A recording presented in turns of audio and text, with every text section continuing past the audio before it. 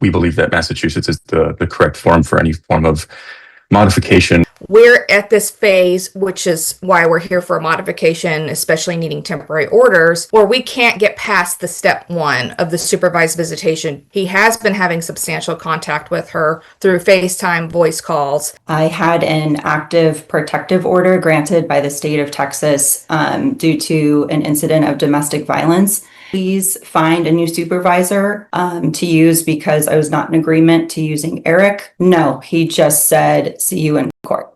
Mr. Solomos finalized their divorce, I believe, in 2023. Within that divorce decree, the Ms. Solomos was given the right to establish the primary right, or designate the primary residence of the child within Travis County and within Mashpee, Massachusetts, which is where she moved to and is currently residing.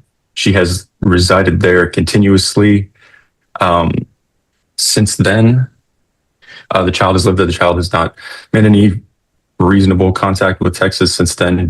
I don't believe that there is any family besides Mr. Solomos in Texas, including Mr. Solomos's family, who resides, I believe, in California. It's our belief that this child has no meaningful contacts with the state of Texas. We also believe that it would be an inconvenient for him.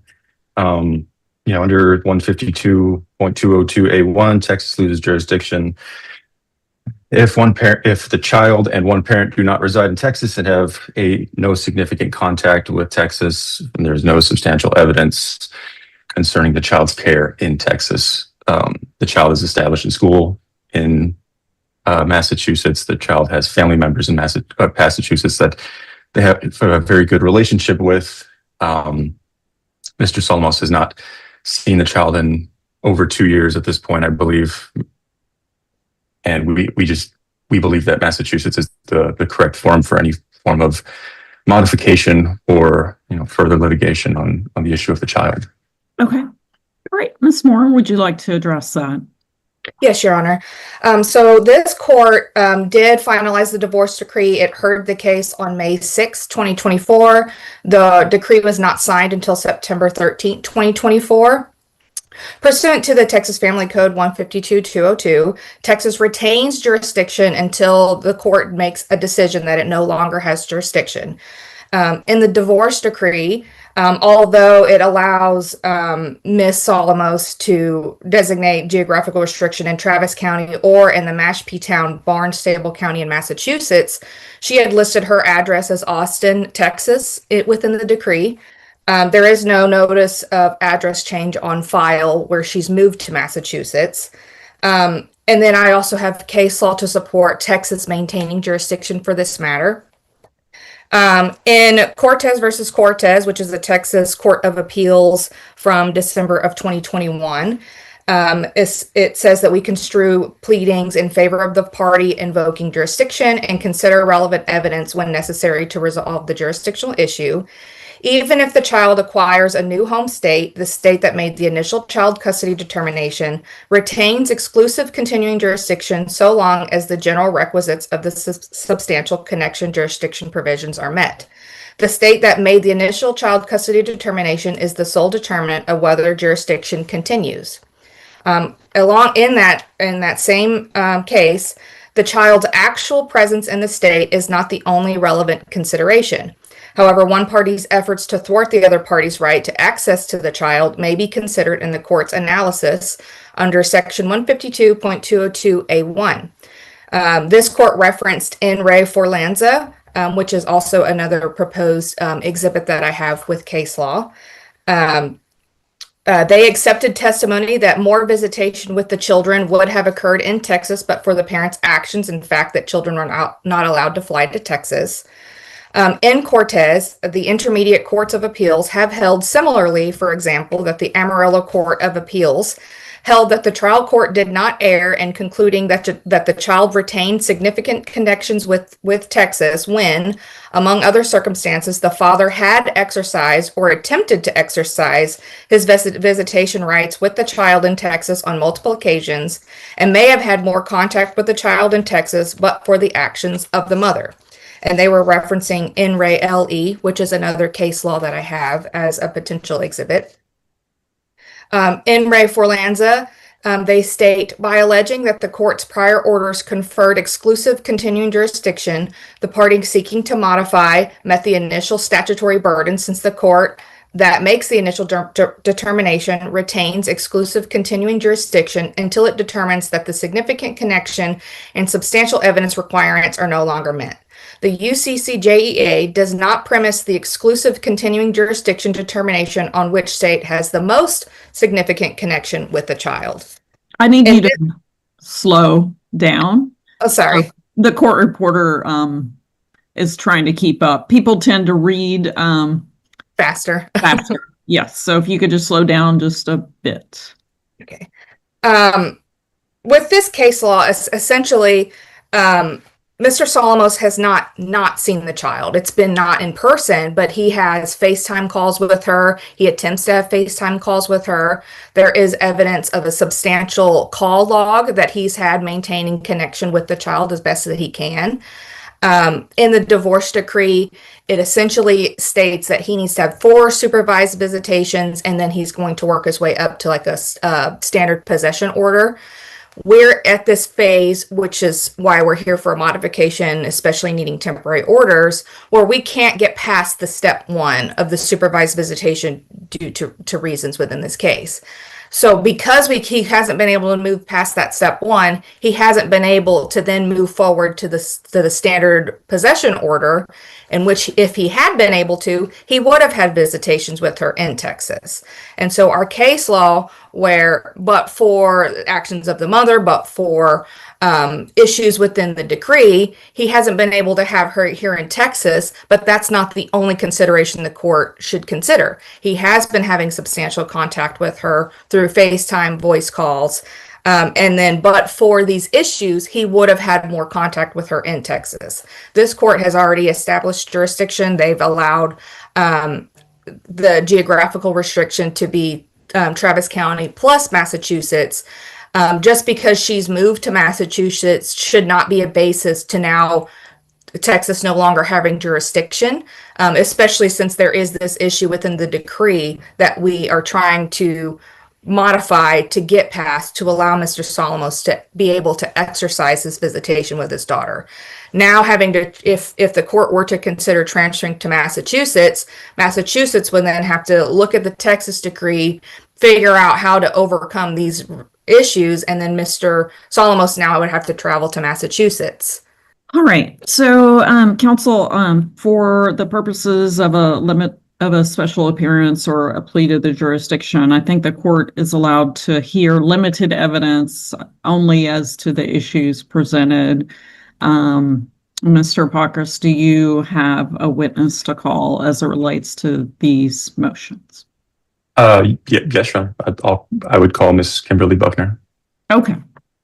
All right, Ms. Buckner, if you would unmute yourself, please raise your right hand and be sworn. Do you swear or affirm that the testimony you will give in this cause will be the truth, the whole truth, and nothing but the truth? Yes, I do. All right, go ahead. Good morning, Miss Buckner. Just for the sake of the record, you are the mother of the child in this case? Yes. And Mr. David Solomos is the father in the case? Yes. Okay.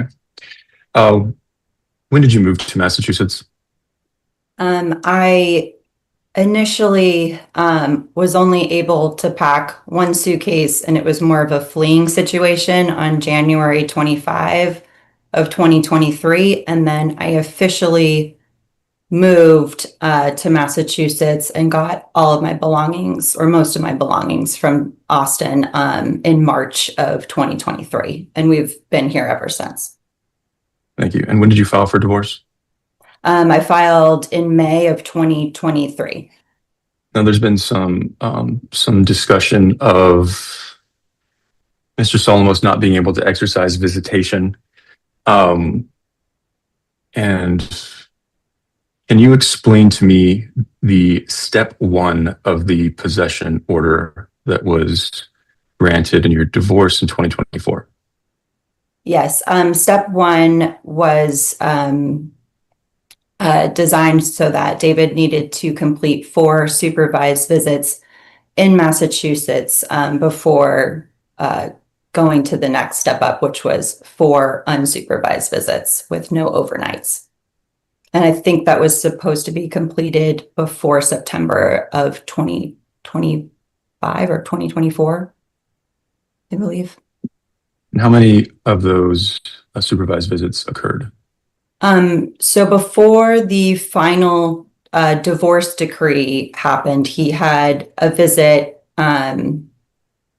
so the guardian ad litem could do her report, and that was in April of 2024. And it was 4 hours on Saturday, 4 hours on Sunday. And then after that, after the final divorce decree, he had another supervised visit on June 15th of 2024 using the same supervisor, Eric Rollins.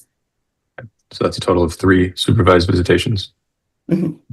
Okay. And what happened on that at the end of that 3rd supervised visitation? So given that we had used the supervisor. Objection, Your Honor. Is this relevant to the plea to the jurisdiction, or is this more of the temporary orders argument? All right, Mr. Proctor, what's your response to the objection? I think Sure. the objection is relevance.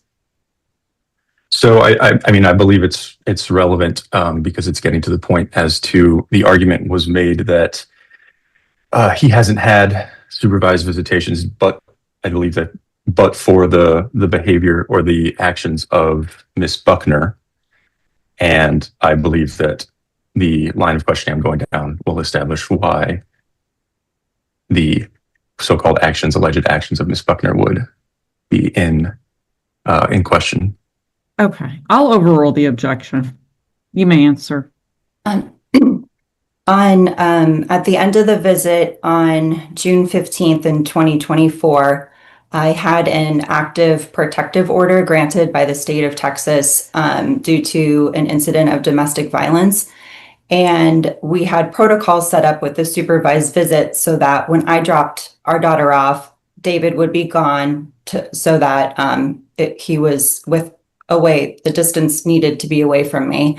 And the supervisor would stay with our daughter while I left, and then David would come and have his supervised visits. When I went to pick up my daughter, I was running a few minutes late, but I gave the supervisor 3 warnings, text messages, and 2 text messages with our exact ETA, as well as a phone call 2 minutes away. When I arrived to pick up my daughter, the door was wide open. My daughter was standing right there, and I got out of the car to say hi and pick her up. And the supervisor didn't say anything, didn't warn me, but David was in the bathroom and came out and confronted me, and the protective order was violated. And I basically just got back into my car and waited for David to leave, which he did. And then when I got out of the car, I asked Eric, I said, why did that just happen? I have given you a hard copy of the protective order. We have these protocols in place. Why didn't you warn me, try to stop anything? And then he told me. Objection, Your Honor. Hearsay. Sustain. Can I continue? No. Without telling me anything that another party specifically said to you, you may continue. Okay. No, that's not the way it works. The Sorry. objection was sustained, so you need to ask a new question. Of course, Your Honor. Okay. So Mr. Rollins was aware of the protective order. Objection, Your Honor. Speculation. I'll overrule. I had to interview Eric before these supervised visits, and I handed him a hard copy of the protective order, as well as emailed it to him with the guardian ad litem CC'd on it. So he knew about it and then told me that there wasn't one. Objection, Your Honor. Hearsay. Sustain. In the prior 2 visits, Mr. Rollins had instituted, or you testified that there were procedures in place to make sure that you did not come in contact with Mr. Solomos. Yes. Is that okay? So has Mr. Solomos asked to have another supervised visit with his child? Yes. And what supervisor did he ask to use? Eric Rollins. And were you in agreement with the use of Eric Rollins as a supervisor after that incident? No, I was not in agreement to using him again due to that incident. And what were the terms of selecting a supervisor for these visits that was granted in your final decree? Both parties have to agree upon a supervisor or a supervised visit facility. Okay. And once again, you were not in agreement with using Mr. Rollins. Correct. Okay. And did Mr. Solomos request Mr. Rollins for that fourth supervised visit? Yes. Okay. And how did you respond? I said the dates that he proposed to visit were totally fine, but please find a new supervisor to use because I was not in agreement to using Eric or a supervised visit facility. There's one 20 minutes away that he could also use in Hyannis, Massachusetts. And did he propose any alternatives? No, he just said, see you in court. And when did that conversation take place? It was December of 2025. And when was the third supervised visitation? June 15, 2024. So there was a year and a half between the third supervising and him requesting a fourth. Yes, he did request one more visit in October of 2024, but Massachusetts granted me a restraining order for another year due to the incident that happened on June 15th of 2024 with Eric Rollins. But he ended up canceling that trip because of the restraining order. He said that was the reason he couldn't visit his daughter. Okay, so as far as the step one of the visitation that was ordered in your final decree, was it successful to take place? The step one? Correct. No, it has not happened yet. Had Mr. Solomos followed the terms of step one, would you have been willing to comply with moving to step two? No. He has not proposed any alternative supervisor or facility to use. It hasn't even been a discussion. Sorry. I apologize. Let me rephrase the question. Okay. Had he complied properly with step one, would you have been okay with moving to step two? Oh, yes. I'm totally all for the step up schedule. I'm just not comfortable with that supervisor. I'll pass to Sharon. All right, Ms. Moore. Yes. For your residents, I want to make sure I understand. You said you officially moved March of 2023. Is that right? Yeah. Yes. To Massachusetts? Mm-hmm. But your divorce decree that was entered on May 6, 2024, you've listed an Austin address? Yes, that's because during the time I filed for divorce in May of 2023, I hadn't lived in Massachusetts for 6 months then. So Austin was technically still my home for 6 months until I had established residency in Massachusetts for 6 months. I'd only been there 3 months or 4 months. You did not file a notice of address change to let David Solomos know where you're currently living? It's my mom's house, so he knows where that is. That wasn't my question. Did you file a notice of address change so he would see the documentation on where you live? At the post office, I filed for my mail to be forwarded to Massachusetts. I don't know if that counts as With the court in Travis County, did you file a notice of address change documenting your new address? I'm assuming so because my Massachusetts address was in the final decree, and I'm not 100% sure. I don't know. Your Massachusetts address was not in the final decree. It's an Austin address. Isn't that correct? It's correct because that's how I had to file for divorce. Was I didn't have established residency yet until the 6 months. But then I was living in Massachusetts, and the temporary orders allowed for me to have residency in Massachusetts or in Austin. I just want to know if you've ever filed with the court what your current Massachusetts address is so David Solomos knows where you're living. Yes, I believe so. Can you tell me when that was filed? Because from my review, I don't see anything that's been filed. Probably was when I got my driver's license updated in Massachusetts. I don't know the exact dates of that. He knows I've been at my mom's house, so I don't know. Okay, so it's fair to say that there's likely no notice filed. I would have to check with my lawyers. I don't know. Okay. You've testified that Mr. Solomos had completed 3 of the 4 supervised visits per the decree, isn't that right? No, he completed 1 supervised visit after the final decree, but he had 2 during the temporary orders that were for the guardian ad litem's report. Did the decree say when the supervised visits were set to occur? Yeah, going forward from when the final decree was signed.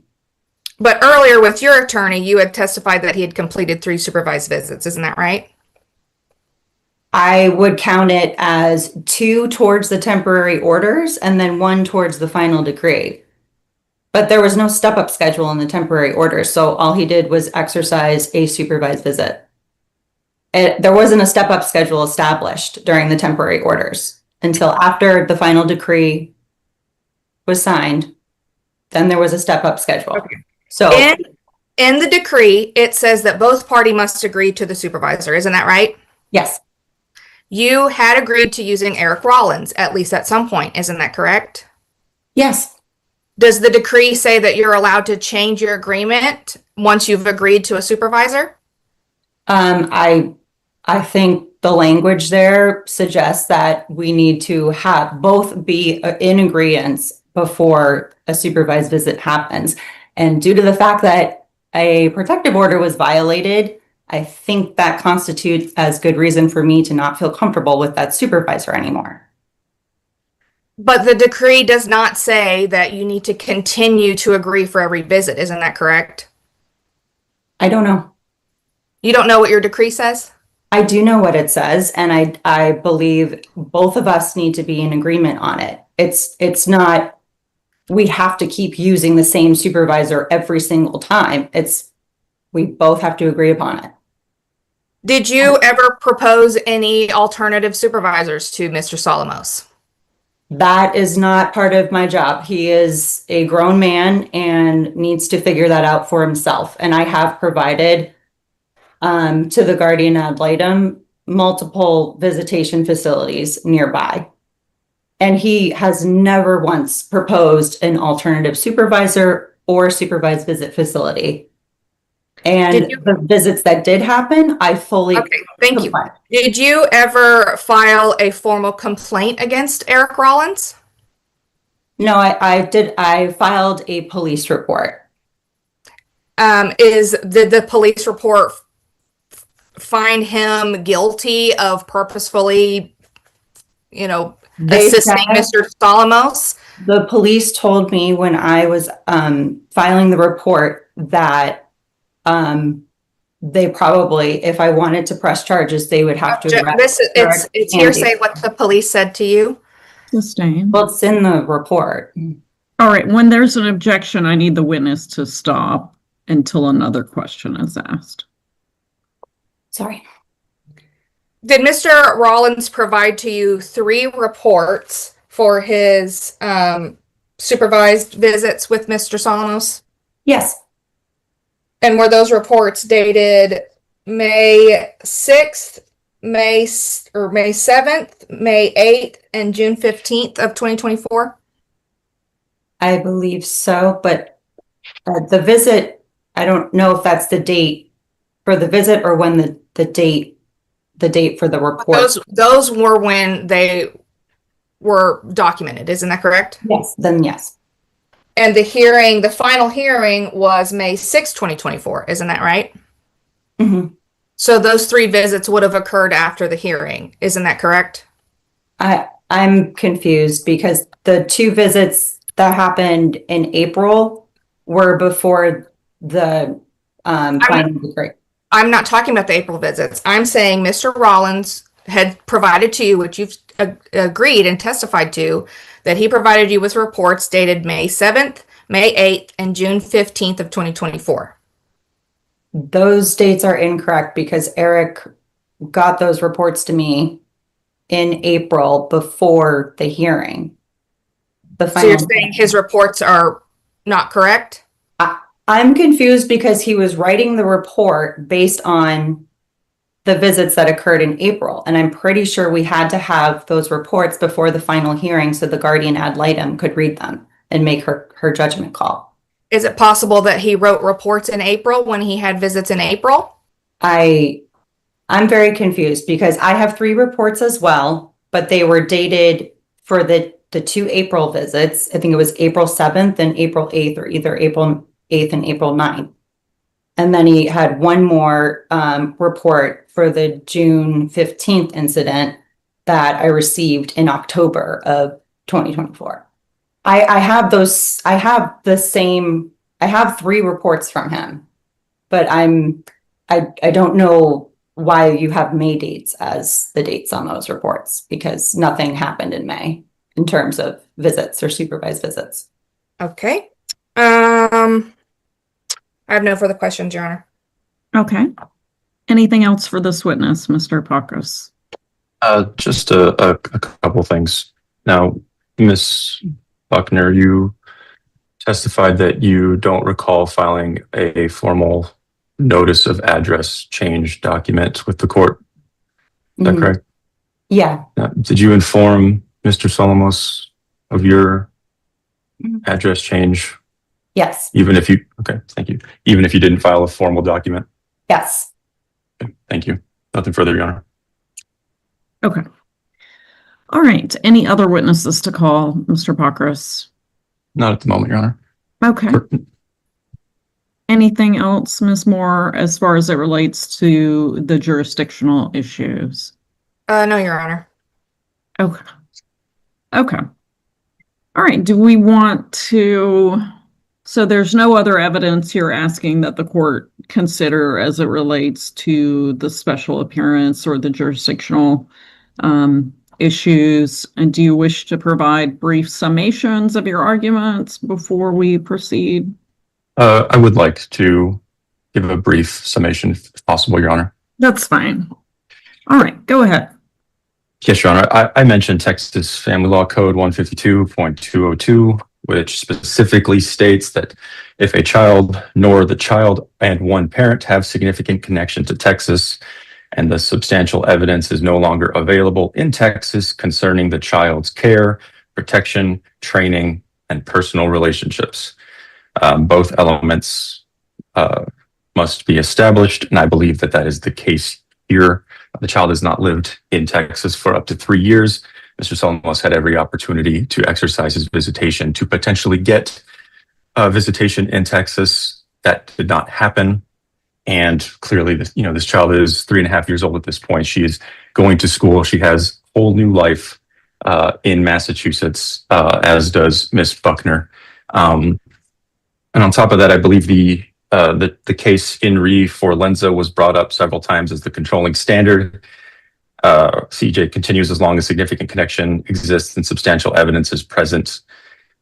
I do not think that that is the case in this part. Yes, Mr. Solomos lives in Texas. However, he is only one parent and has had the opportunity to exercise his visitations in Massachusetts in order to continue having some form of allowing the child to have some form of connection to the state of Texas, and it's just not happened.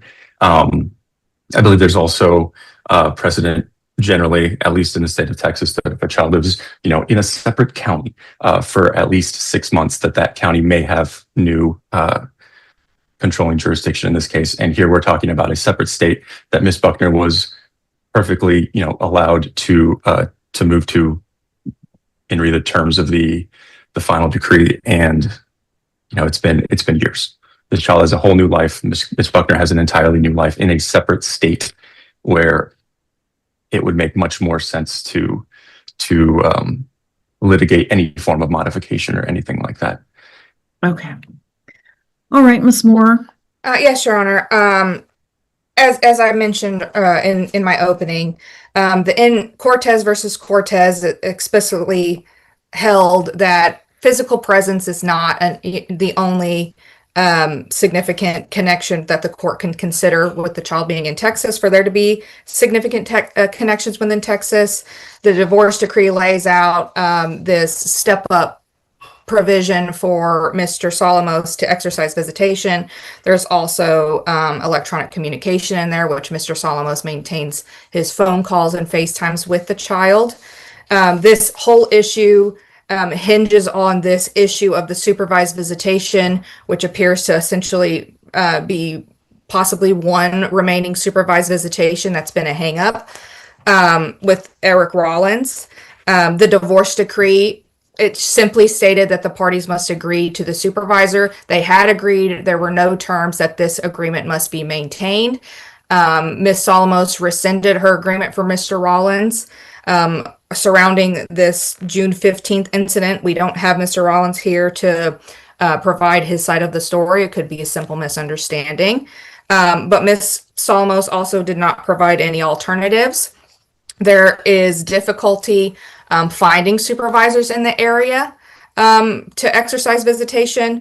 And a lot of this hinges on the fact that because of this issue, Mr. Solomos is needing to modify the terms to make it to where he can exercise visitation. But like I was saying, the whole issue is that Ms. Solomos rescinded her agreement after agreeing to Mr. Rollins. There's nothing in the divorce decree that says that she can do that they must maintain an agreement. And so because of her actions on rescinding her agreement, this supervised visitation has not been able to occur. Mr. Solomos has not been able to move forward within the step 2 and then ultimately to the standard possession order. The cases I've mentioned, the Cortez case references if there's one party thwarting the other person, that can be taken into consideration. Also, his attempts at exercising visitation should also be taken into consideration. Ms. Buckner testified that he tried in October of 2024. He tried in December. She was saying yes to the dates, no to the supervisor, which is why we're now here requesting a modification of these terms to get him to be able to move forward. As such, we're asking that the court retain jurisdiction. They do have continuing exclusive jurisdiction and not transfer the case to Massachusetts and delay Mr. Solomos' ability to see his child any further than already has been. Okay. All right. Mr. Pockris, anything else to add? Your Honor, the final decree does say that the supervisor must be chosen by agreement. I believe the argument that there is nothing that says that the agreement must be ongoing.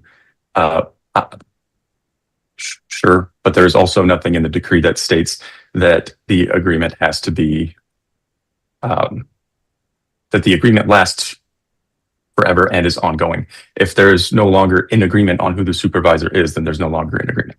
Okay. Okay. Just give me a moment. I'm going to look at a couple of things in the family code and the file here, but you can remain. We're going to remain in the virtual courtroom. I just need to look over a few things.